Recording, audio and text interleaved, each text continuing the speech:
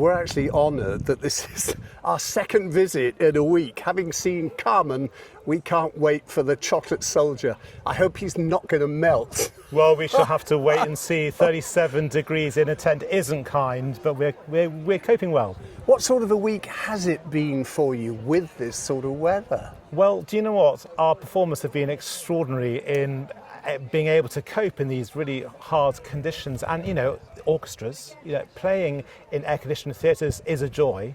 But of course, when you have the sun and the heat, wind instruments go sharp, string instruments go flat. You have a musical passing of the Red Sea. But they're consummate pros. And on the stage, the singers are dressed in heavy costumes too. And it's you can see the sweat from their brow, but you feel an intensity in the drama derived partly from the heat. Well, I must say, everybody here is certainly getting their money's worth. Now, look, for the benefit of people who aren't regulars of If Opera and have no idea who you are, who are you? So, If Opera originated 30 years ago as Iford Arts, and we performed for over 15 years in Iford Manor, in a beautiful cloister designed by Harold Peto, in a very intimate setting of three sides, audience of 90, orchestra of 12.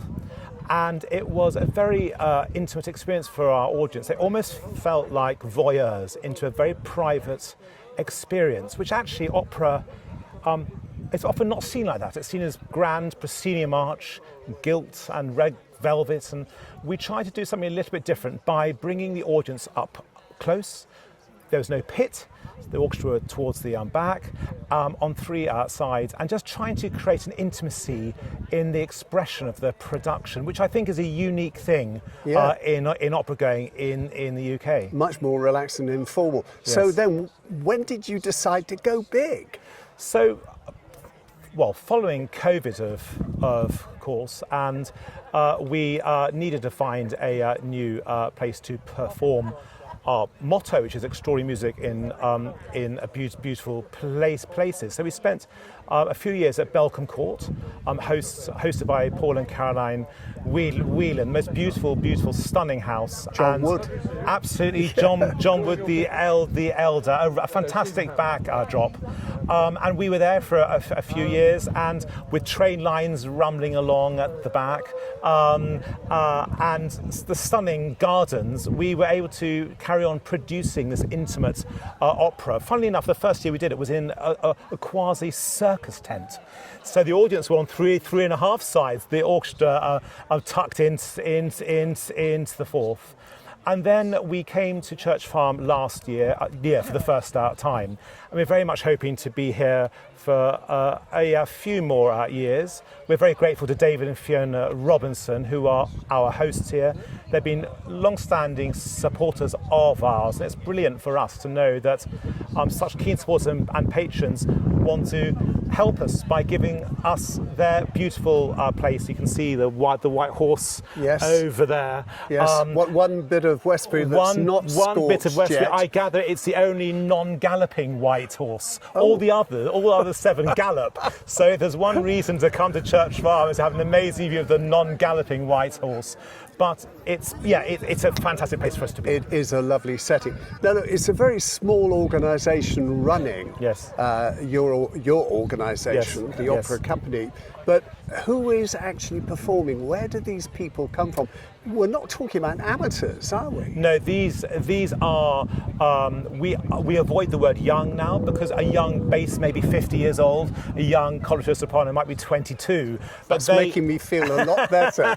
But they are certainly artists who are emerging onto the scene in early career professional life, or they are more established on their route.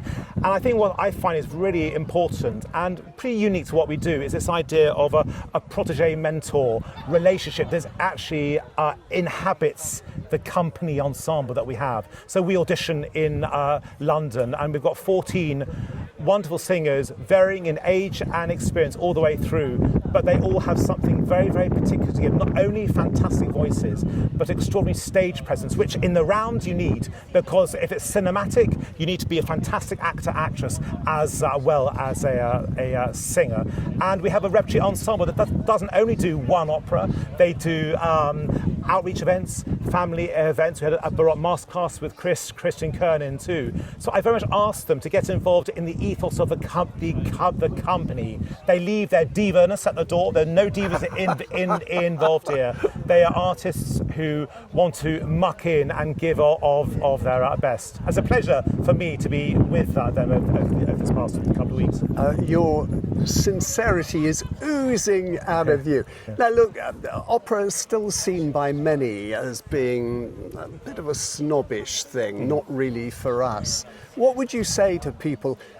There's still room, isn't there, for more bums on seats here? It's not all just down to your followers, your patrons. Absolutely, there is always room for more. At the end of the day, we are just telling musical tales in song. If you want to go to a play and hear what the story's about, you listen to the words. If you want to come to musical drama, it's not only about listening to the words, it's letting the music act as a channel for your emotional response to what is being said. And our audience is here. It's not, you can be black tie, you don't have to be black tie.